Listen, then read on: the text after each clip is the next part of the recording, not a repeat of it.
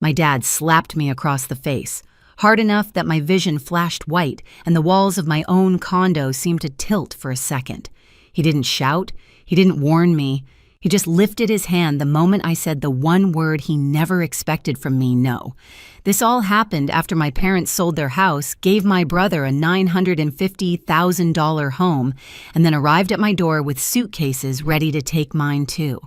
Everyone thinks the slap was the moment everything shattered, but the truth is, that was only the cover of the story.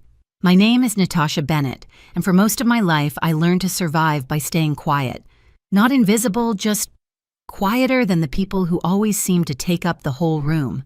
My brother Daniel was one of those people, the kind who didn't just enter a space but rearrange the air around him. My parents adored that about him. They used to say he was destined for something big while I was steady, dependable Natasha, the one who never needed anything. Maybe that's why at 30 I'd built a life that ran on order and discipline. My condo in Fort Wayne was my sanctuary, clean lines, warm lighting shelves, organized by color and height. I liked coming home to silence after spending all day analyzing numbers for clients. Silence made sense to me. Silence didn't lie. The night everything shifted, fall had already begun. The air carried that thin crispness that smelled like burning leaves and change. I just brewed a cup of coffee and kicked off my heels when the doorbell rang 3 quick, frantic chimes. No one rings like that unless there's an emergency or a mistake. When I opened the door, my parents were standing there with 2 suitcases each like travelers who'd missed their flight. Mom's eyes were wide glossy. Dad's jaw was set too tight. "We lost the house," Mom whispered, pulling me into a hug that felt rehearsed. "Bad investments. We have nowhere to go." I stepped aside because what else do you do when your parents show up claiming they're homeless? I made room for their suitcases, told them they could stay a few days, though. The way Dad exhaled, long relieved, made my stomach knot. Mom busied herself in the kitchen, moving through my cabinets like she'd lived there for years. "You need better spices," she murmured, rearranging everything I'd carefully placed. Dad settled onto my couch, remote in hand, flipping channels like it was his living room. "Did you talk to a lawyer?" I asked gently. "Or the bank, or anyone?" Mom's smile froze. "Sweetheart, it's complicated. Complicated how Dad didn't look at me. We're figuring it out." I recognized that tone, the one they used whenever the truth wasn't convenient. Still, I tried to believe them. Tried to swallow the unease building in my chest as they sidestepped every question about what actually happened. But then came the little things. Mom stacking her skincare bottles in my bathroom. Dad tightening the screws on a cabinet like he was settling in for a renovation. The way they said "we" when talking about my condo. The way Mom smiled at me and said, "It feels like home already." And the thing about silence, the thing I loved most about it, is that it makes every wrong sound louder. Something was off, and I could feel the truth pressing against the walls of my condo, waiting to break through. By the 3rd morning, the smell of my mother's pancakes filled my kitchen like a fog I couldn't escape. She hummed softly, too softly, while flipping them on my skillet, as if pretending we were back in my childhood home. Dad sat at the counter, scrolling through his phone, commenting on the news like this was his daily ritual in his house. I watched them quietly, my coffee cooling in my hands. "Have you 2 started looking at rentals?" I asked. "Or talked to anyone about next steps?" Mom froze just long enough for me to notice. "It's only been a few days, honey. Give us time." Dad didn't bother looking up. "You're rushing things, rushing." They had shown up with 4 suitcases and 0 explanations. I stirred my coffee. "I'm not rushing. I'm asking." Dad finally met my eyes briefly, sharply, before looking away. "Drop it for now." That tiny flash in his expression made something cold settle inside me. They weren't confused. They weren't overwhelmed. They were stalling. That afternoon, I stepped onto my balcony and dialed Adrian Cole. We'd gone to college together. Now he worked as a lawyer in the city. If anyone could help me cut through whatever fog my parents were creating, it was him. "I need you to check something," I said. "My parents claim they lost their house." His voice softened. "Natasha, are you okay?" "Not really. Just see what you can find." He promised he would. When I went back inside, Mom was reorganizing my pantry again, stacking cans into neat pyramids. Dad had taken over my sofa shoes off remote in hand, muttering about fixing the loose hinge on my hallway door, as if he planned to be here long enough to care. "Dad," I said, trying to stay calm, "that door is fine." "Needs a man's touch," he replied. My grip tightened around my phone. That night, I lay awake, staring at the ceiling, listening to the unfamiliar sounds of 2 extra people breathing in my condo. Every instinct in me screamed that I didn't have the full story. The next day, Adrian called. His tone told me everything before his words did. "Natasha, your parents didn't lose their house." My heart dropped. "What do you mean? I mean they sold it. Voluntarily." I pressed a hand to my chest. "Sold? Why?" There was a cash transfer. The buyer wired the full amount, $950,000 straight, into an account connected to a property under Daniel's name. I stared at my balcony railing, the metal suddenly cold against my palm. My parents sold their house and gave my brother a $950,000 home, I'm afraid so. Silence stretched between us, punctured only by the sound of my own breathing. Adrian continued, "They didn't lose anything, Natasha. They made a choice. And now they're at your place because they don't have one anymore." I closed my eyes. The truth slammed into me so hard it stole the air from my lungs. Of course. Daniel, the golden child, needed a boost, so they handed him their entire life savings. Not a loan, not a discussion. A house. Almost $1 million. And then they came to my door, spinning a story about bad investments, expecting me to carry what they'd handed away. I walked back inside, feeling like a stranger in my own home. Mom was at the kitchen table, sorting through what looked like her skincare collection. Dad had taken apart my hallway door screwdriver in hand. They looked comfortable. Too comfortable. Like this was their home now. "Natasha," Mom asked, smiling softly, "You okay?" I stared at them, really stared, seeing the truth beneath every gentle lie. They hadn't come here because they needed me. They'd come here because they expected me to be the backup plan, their safety net, their second home. Something in me shifted, slowly, carefully, irrevocably, and that's when I knew the confrontation was no longer optional. It was coming, and it was going to hurt. The confrontation began long before the slap. It started with a single sentence, quiet, sharp, spoken across my own kitchen counter the next morning. "You two need to start looking for another place." I said it gently at first, almost apologetically, like I owed them softness after everything they'd done. Mom blinked up at me from her coffee mug. Dad stopped fiddling with the cabinet hinge. "What do you mean?" Mom asked, voice small. "I mean, you can't stay here long term. You sold your house. You made a choice. This can't be your backup plan." The silence that followed wasn't confusion. It was offense. Mom's face tightened. Dad's shoulders hardened. "We're your parents," Mom whispered. "Where else are we supposed to go?" Dad added.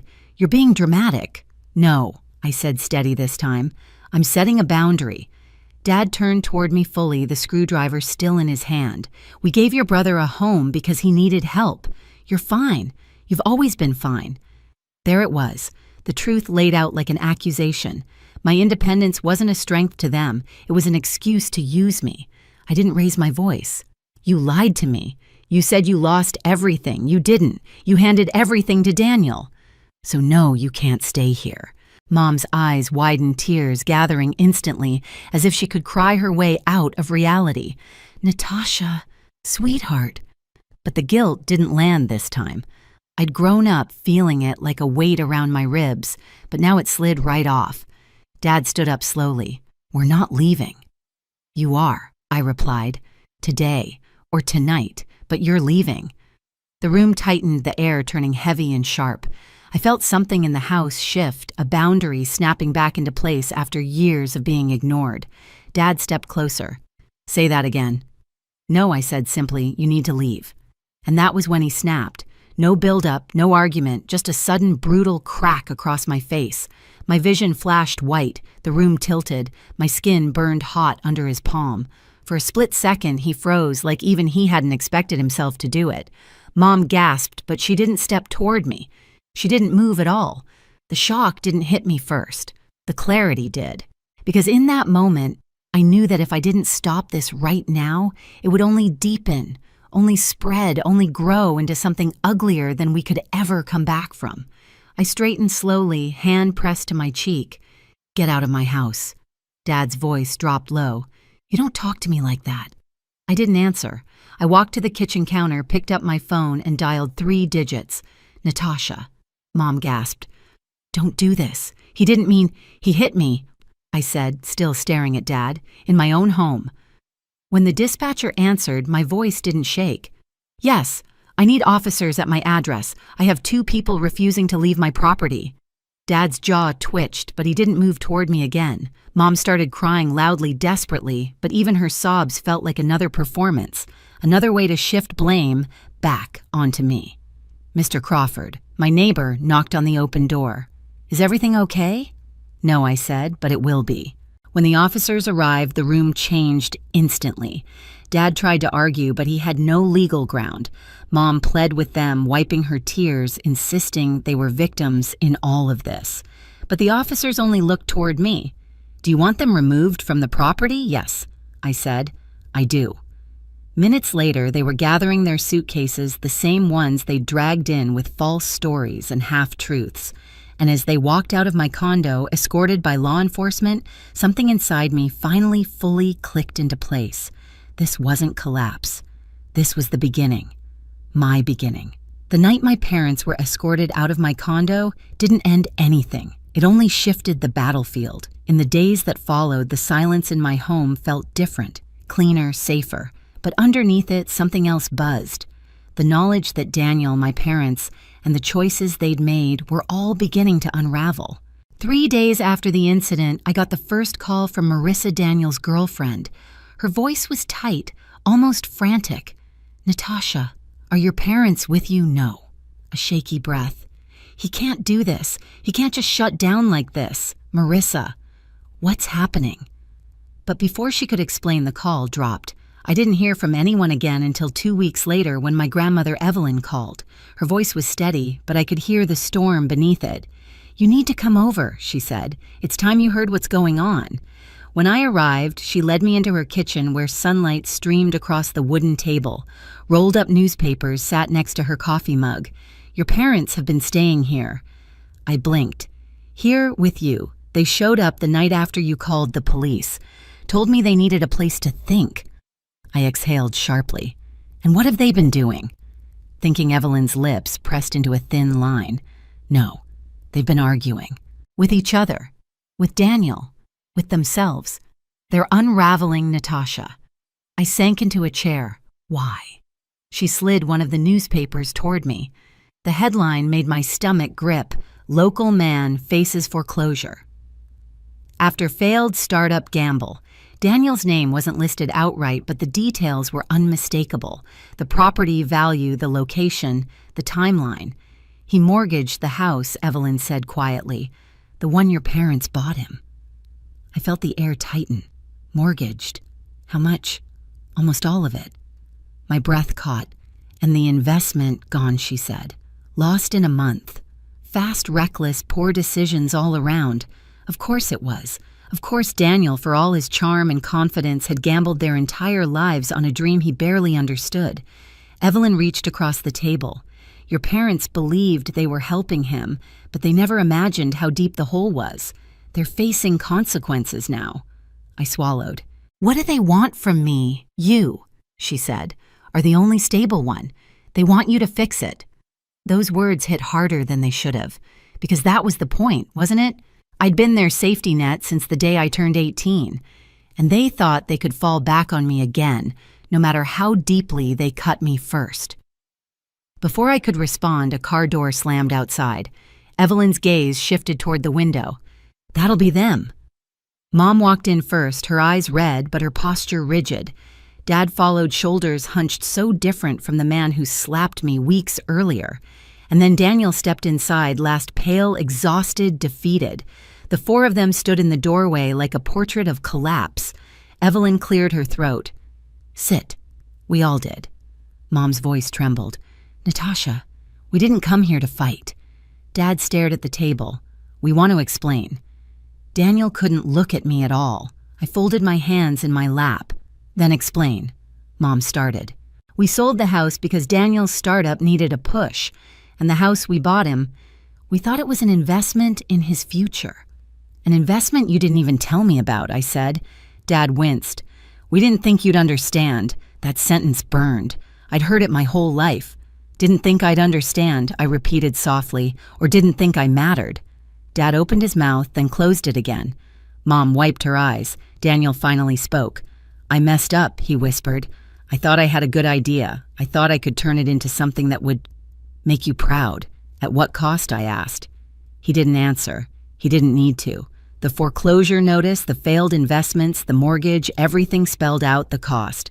Dad leaned forward. We know we hurt you. What happened in your condo? It should never have happened. I stared at him. You hit me. His face collapsed.